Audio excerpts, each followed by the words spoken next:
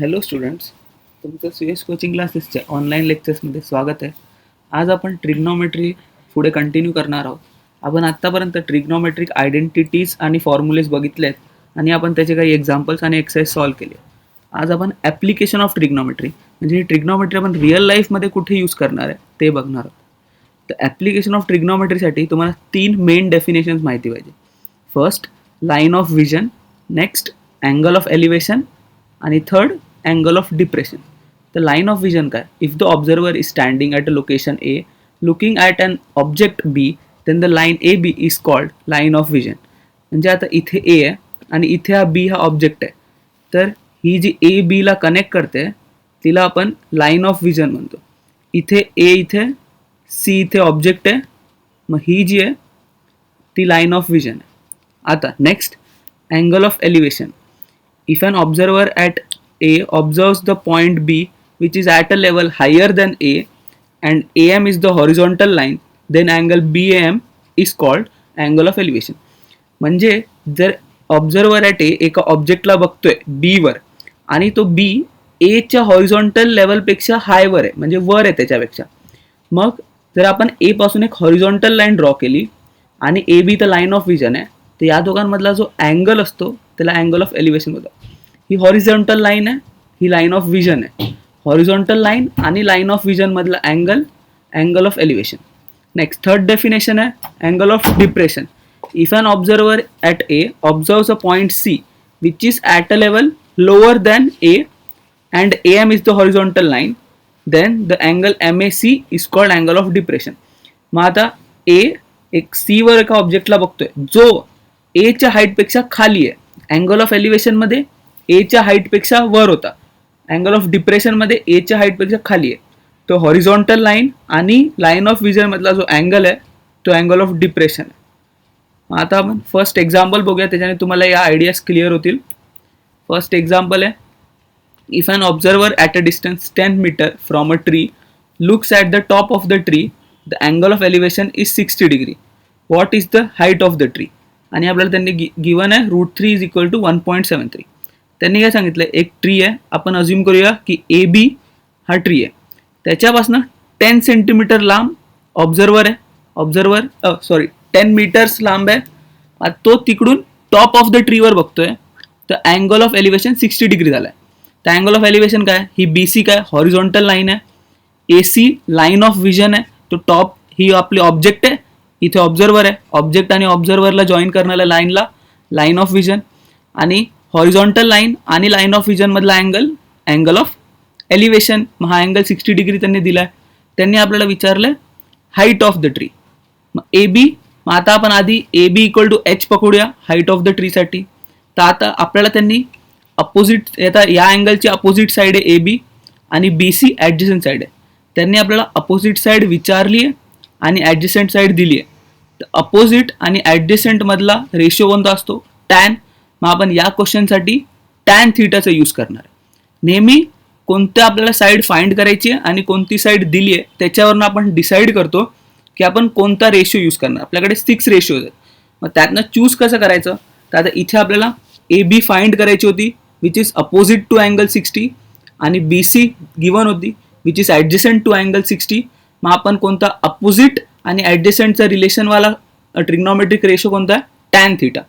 आता आपल्याला त्यांनी दिलं BC 10. मग आता आपल्याला माहिती आहे tan theta is equal to opposite which is AB upon adjacent which is BC. मग आता थीटा काय इकडे 60 डिग्री आहे, गिवन आहे की अँगल ऑफ एलिव्हेशन त्यांनी 60 दिलेला आणि टॅन 60 इज इक्वल टू √3 आपल्या ट्रिग्नॉमेट्रिक टेबलमधून माहिती आहे. मग AB अपॉन BC ची व्हॅल्यू काय झाली? √3. मग AB इज BC इथे डिनॉमिनेटरमध्ये इथे गेला का मल्टिप्लाय होणार. मग AB is equal to BC into √3 equal to BC ची व्हॅल्यू आता सबस्टिट्यूट केली. BC किती दिली होती? 10 मीटर्स. इथे सबस्टिट्यूट केली 10 into √3. AB is equal to 10 into √3. आता आपण √3 ची व्हॅल्यू इकडे सबस्टिट्यूट करूया. √3 ची व्हॅल्यू गिवन आहे, √3 is 1.73. 10 into 1.73 equals to 17.3 metres. मग final answer height of the tree is 17.3 metres.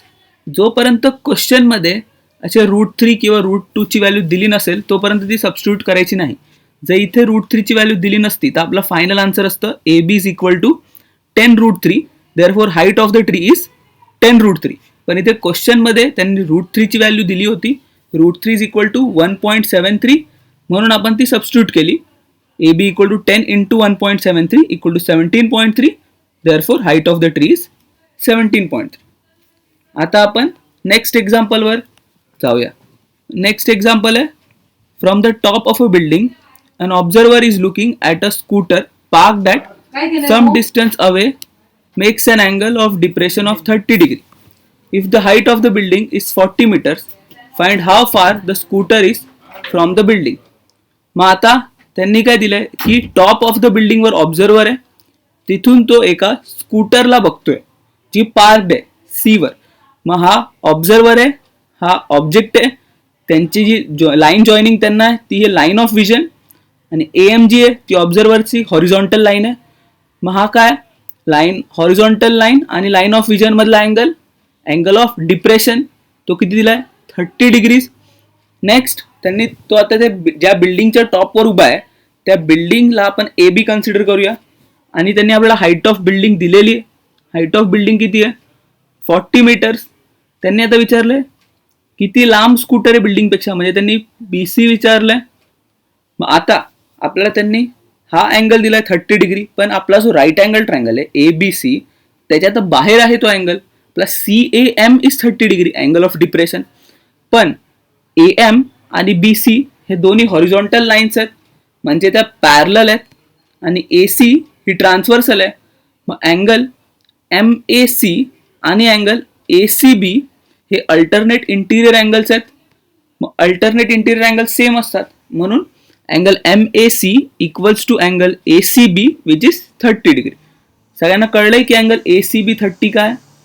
आता नेक्स्ट आपल्याला त्यांनी ए बी ची व्हॅल्यू दिली आहे. ए बी काय हाईट ऑफ द बिल्डिंग, कारण ए बी बिल्डिंग आहे तर ए बी ची length is height of the building which is given 40 metres. Next B C आपल्याला फाइंड करायचं आहे, which is how far the scooter is from the building. Building पासून scooter किती लांब. जर त्यांनी विचारलं असतं ऑब्झर्वर पासून स्कूटर किती लांब आहे तर आपल्याला फाइंड करायला लागली असती ए सी, पण बिल्डिंग पासून स्कूटर किती लांब आहे ते बी सी.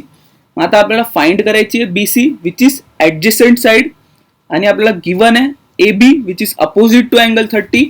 आपल्याला अपोजिट आणि ऍडजस्टंट मधलं रिलेशन हवं आहे.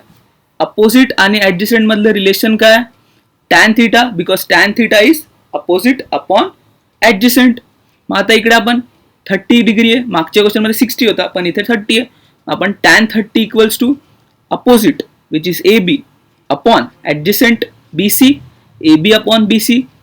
टॅन 30 ची व्हॅल्यू आपल्याला माहिती आहे ट्रिग्नोमेट्रिक टेबल मधनं, की tan 30 is 1 upon √3 equals to 40 upon B C ला आपण फाइंड करायचं म्हणून आपण बी सी ला एक्स अज्युम केलंय 40 अपॉन एक्स. आता क्रॉस मल्टिप्लिकेशन होणार, एक्स इथे होणार X into 1 is X, 40 into √3. मग आता एक्स इक्वल टू 40 इंटू √3, पण क्वेश्चन मध्ये स्पेसिफाय की √3 इज इक्वल टू 1.73, ती इथे सबस्टिट्यूट करायची 40 into 1.73 which is 69.20 metres. Final answer the scooter is 69.20 metres away from the building. हा first question angle of elevation वर होता. नेक्स्ट हा क्वेश्चन अँगल ऑफ डिप्रेशन वर होता. दोन्ही क्वेश्चन नीट लिहून घ्या परत एकदा नोटबुक मध्ये. आता आपण नेक्स्ट एक्झाम्पल वर जाऊया. नेक्स्ट एक्झाम्पल आहे, to find the width of a river a man observes the top of a tower from opposite bank making an angle of 61 degree. When he moves 50 meter backward from the bank and observes the same top of the tower, his line of vision makes an angle of elevation of 35 degrees. Find the height of the tower and width of the river. त्यांनी आपल्याला 61 आणि 35 degrees given आहे, पण 61 आणि 35 डिग्रीजचे आपल्याला values माहिती नसतात. आपल्याला नुसते 0, 30, 60, 45 आणि 90 या 5 अँगल्सचे व्हॅल्यूज माहिती आहे. म्हणून जेव्हा आपण असे अँगल्स देणार जे या 5 पेक्षा वेगळे आहेत तर तुम्हाला त्यांच्या टॅन, साइन, कॉसची वगैरे व्हॅल्यूज क्वेश्चन मध्ये गिवन असतात. मग आता आपल्याला डायग्राम कन्स्ट्रक्ट करायचा आहे क्वेश्चन पासून. मग आता आपण तो डायग्राम बघूया. तर आपण एक टॉवर अज्युम करूया ए बी. ए बी हा टॉवर आहे आणि बी सी पकडूया रिव्हर आहे. मग ही अशी रिव्हर आहे आणि त्याच्या रिव्हरच्या बँकवर टॉवर आहे आणि दुसऱ्या बँकवरनं ऑब्झर्वर त्या टॉवरच्या टॉपला बघतोय. मग आता त्याने टॉपला बघितलं तर ही लाईन ऑफ विजन, ही हॉरिझॉन्टल लाईन. मग ह्यांच्यामधला अँगल काय असतो 61 degrees. Horizontal line, line of vision 60 degree. पहिले तो अपोजिट बँकवर होता. क्वेश्चनमध्ये दिलंय की a man observes the tower top of the tower from the opposite bank making an angle of elevation of 61 degree. मग नेक्स्ट काय केलं, तो 50 मीटर्स पाठी गेला. तो इथे बघतोय. मग बॅक म्हणजे या डिरेक्शनमध्ये तो 50 मीटर्स गेला आणि परत त्यांनी टॉप ऑफ द टॉवर बघितलं. आता तो पाठी गेलाय. मग अँगल ऑफ एलिव्हेशन आता असं कमी कमी होत चाललाय. मग आता 50 मीटर्स नंतर अँगल ऑफ एलिव्हेशन किती आहे 35 डिग्री. क्वेश्चनमध्ये दिलंय when he moves 50 metres backward from the bank and observe the same top of the tower, his line of vision makes an angle of elevation of 35 degree. त्यांनी काय काय विचारलंय, find the height of the tower and width of the river. दोन गोष्टी find करायच्या आहेत. आधीच्या दोन्ही क्वेश्चन मध्ये आपल्याला एक एक गोष्ट फाइंड करायची होती, तेव्हा एक अँगल गिवन होता कारण एक इक्वेशन भेटणार. आता दोन गोष्टी फाइंड करायच्या आहेत म्हणून दोन अँगल दिलेत म्हणजे आपल्याला दोन इक्वेशन्स भेटणार. मग आता नेक्स्ट डायग्राम बनलेला आहे. मग आता आपल्याला फाइंड काय करायचं, height of the tower which is आपण अज्युम केली h आणि विड्थ ऑफ द रिव्हर जी आपण घेतली x. आता आपल्याकडे दोन ट्रायंगल्स आहेत, ट्रायंगल ABC ज्यात आपल्याला एक अँगल माहिती आहे आणि ट्रायंगल ABD त्यात पण आपल्याला एक अँगल माहिती आहे. मग हे दोन ट्रायंगल आहेत. नेहमी आपण छोट्या ट्रायंगल पासून ट्रिग्नोमेट्री रेशियोज यूज करायला स्टार्ट करेल. मग छोटा ट्रायंगल कोणता आहे, ABC. ABC मध्ये आपल्याला रिलेशन कशाचं हवं आहे, AB आणि BC. AB काय 61 ची अपोजिट साइड आहे, BC 61 ची ऍडजसंट साइड आहे. अपोजिट आणि ऍडजसंटचं रिलेशन काय, tan थीटा. आपल्याला माहिती आहे tan 61 is AB upon BC. मग tan 61 AB काय h आपण अज्युम केलंय हाईट ऑफ द टॉवर आणि BC काय विड्थ ऑफ द रिव्हर जी आपण x अज्युम केली. AB म्हणजे h अपॉन x. इथे आपलं इक्वेशन 1. आता आपल्याला त्यांनी tan 61 ची व्हॅल्यू क्वेश्चन मध्ये गिवन होती. tan 61 इज 1.8 हे क्वेश्चन मध्ये गिवन आहे. मग ती सबस्टिट्यूट केली. 1.8 equals to h upon x. Cross multiplication होणार, x इथे जाणार 1.8 ची मल्टिप्लाय व्हायला. मग h equals to 1.8 into x. तेच त्यांनी इथे रिव्हर्स ऑर्डर मध्ये दिलंय h equals to 1.8 into x. मग आता दोन्ही साईडला आपण 10 ने मल्टिप्लाय करूया. मग इथे काय होणार 10h equals to 1.8 into 10 is 18x. आता हे इक्वेशन 1 आपल्याला एक इक्वेशन आलंय h आणि x मध्ये. आता आपल्याला नेक्स्ट इक्वेशन फाइंड करायचं आहे. त्यासाठी आपण नेक्स्ट मोठ्या ट्रायंगल मध्ये जाणार. मोठ्या ट्रायंगल मध्ये अपोजिट साइड कोणती आहे, AB. पण ऍडजसंट साइड कोणती आहे, फुल BD. BD ही ऍडजसंट साइड आहे. AB आणि BD इकडे पण आपल्याला tan यूज करायचा आहे कारण अपोजिट आणि ऍडजसंट मधलंच रिलेशन हवं आहे. पण इथे tan कोणता आहे 35 डिग्रीजचा. मग tan 35 is AB upon BD. AB ची व्हॅल्यू काय h आपण ऑलरेडी यूज केली आहे. पण BD ची व्हॅल्यू काय, BD काय x प्लस 50 मीटर्स. ही टोटल आहे ना BD. त्यात BC ची व्हॅल्यू x आहे आणि CD ची व्हॅल्यू 50 मीटर्स आहे. मग टोटल BD ची व्हॅल्यू काय असणार x प्लस 50. म्हणून इथे काय tan 35 equals to h upon x plus 50. आता tan 35 ची व्हॅल्यू क्वेश्चन मध्ये गिवन आहे. tan 35 is 0.7. मग tan 35 0.7 सबस्टिट्यूट केला equal to h upon x plus 50. Same cross multiplication केलं, x प्लस 50 इंटू 0.7 होणार. 0.7 into x plus 50 equals to h. इकडे hच उरणार, ते फक्त परत रिव्हर्स ऑर्डर केलं, h या साईडला लिहिलं equals to 0.7 into x plus 50. परत आपण 10 ने मल्टिप्लाय केलं इक्वेशन. मग इकडे होणार 10h equals to 0.7 into 10 is 7 into bracket x plus 50.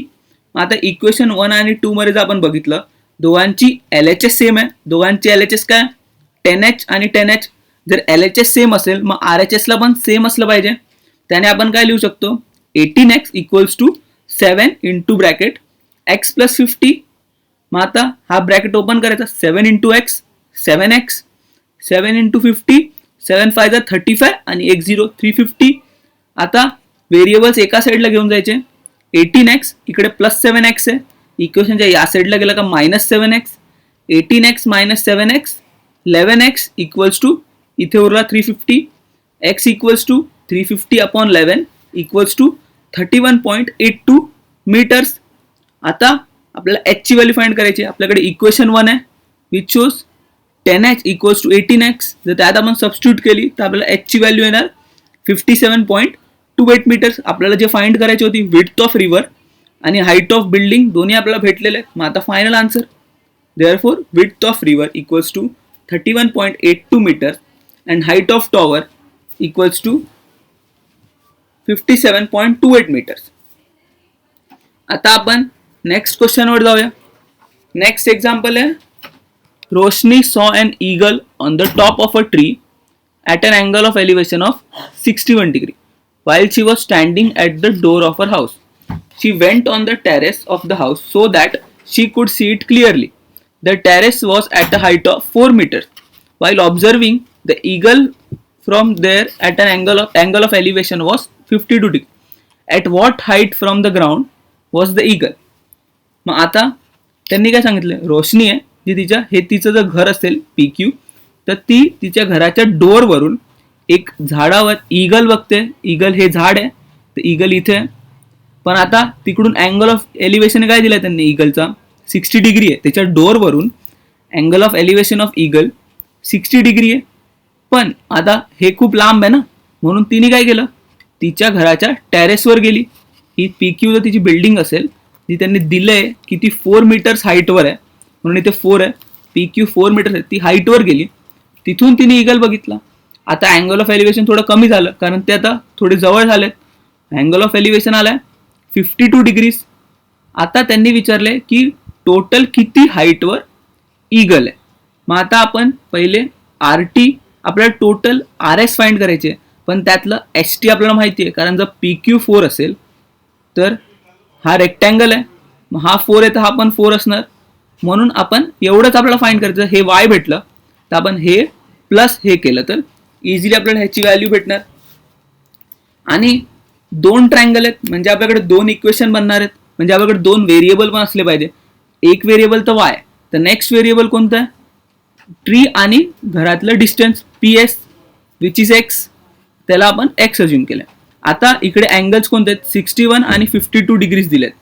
मग आपण त्यांचे अपोजिट अँगल्स पण काढू शकतो कारण अँगल सम प्रॉपर्टी असते. सम टोटल किती झाला पाहिजे 180 डिग्रीज. मग त्याच्याने आपल्याला हा अँगल येणार SRP 29 डिग्रीज आणि सिमिलर प्रॉपर्टीने SRQ 38 डिग्रीज येणार.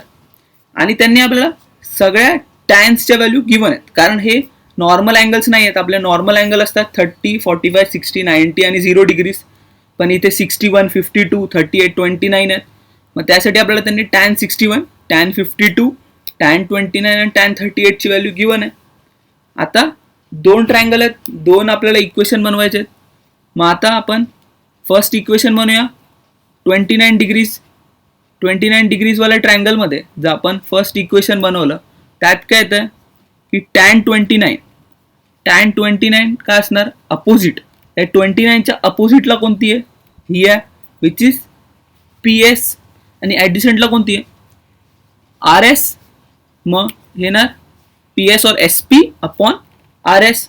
तर tan 29 ची व्हॅल्यू क्वेश्चनमध्ये किती दिली आहे 0.55. मग इथे tan 29 ची व्हॅल्यू सबस्टिट्यूट केली 0.55 इक्वल टू ही SP आपण X अज्युम केली X आणि ही व्हॅल्यू काय येणार Y प्लस 4. मग आता परत क्रॉस मल्टिप्लिकेशन तर X equals to 0.55 into bracket Y plus 4. Equation 1 झालेलं आहे आपलं. नेक्स्ट तर आपण दुसऱ्या ट्रायंगलकडे येणार. दुसरा ट्रायंगल कोणता आहे, हा RTQ वाला. RTQ आपल्याला माहिती आहे tan 38, हा वाला अँगल 38 आहे. tan काय असतो अपोजिट अपॉन ॲडजसंट. इथे अपोजिट काय QT अपॉन ॲडजसंट RT. तर आता हा QTPS हा रेक्टँगल आहे. मग जर PS X असेल तर QT पण X असणार आहे. म्हणून इथे काय tan 38 is X upon Y.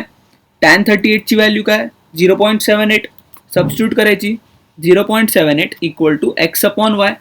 परत cross multiplication X equal to 0.78 Y. Equation 2. आता आपल्याला वायचीच व्हॅल्यू फाइंड करायची. त्यांनी काय विचारलं at what height from the ground was eagle.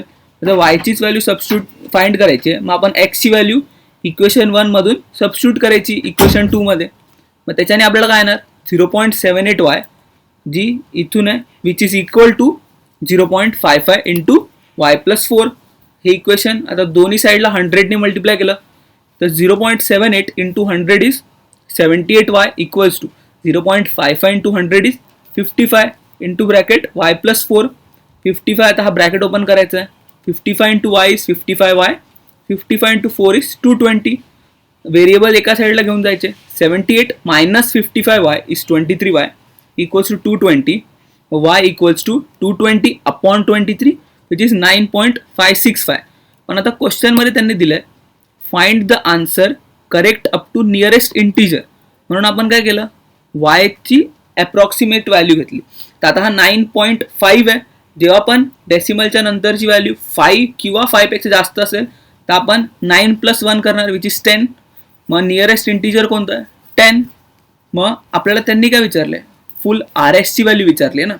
आपल्याला आर टीची व्हॅल्यू आली 10, टी एसची व्हॅल्यू 4 आहे.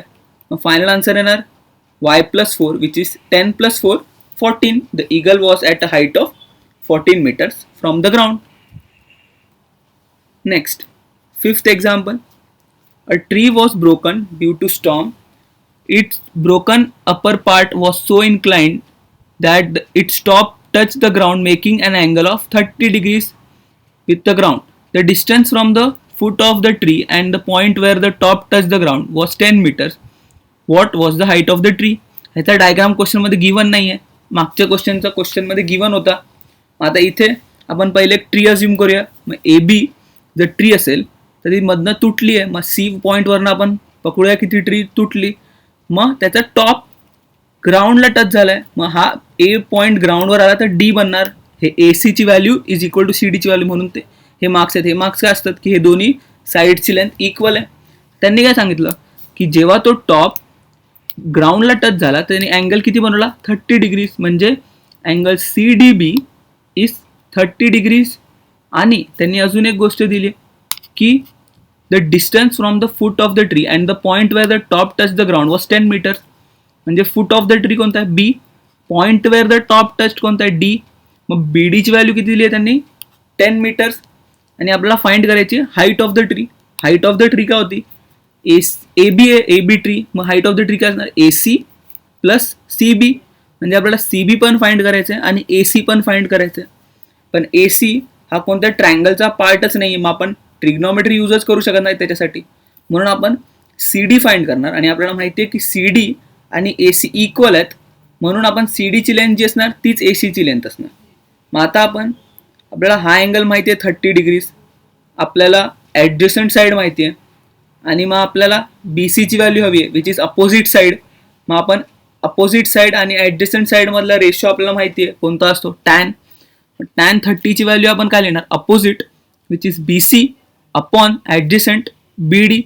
मग इकडे बी सीची व्हॅल्यू आपल्याला भेटणार. बी सीला इकडे एक्स अज्युम केलं आहे.